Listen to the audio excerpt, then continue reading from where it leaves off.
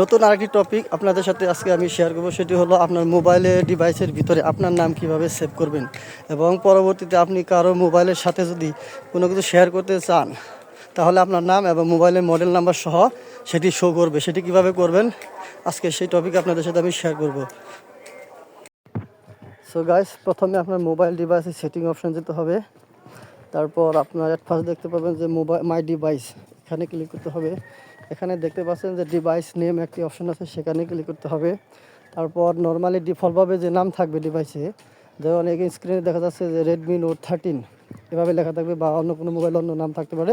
Just পাশে আপনার editable system আছে, এটা এডিটেবল করে নামটা বসিয়ে দিবেন এবং ডান পাশে উপরে দেখবেন যে একটা টিক মার্ক দেওয়া আছে, সেই টিক মার্কে ক্লিক করবেন।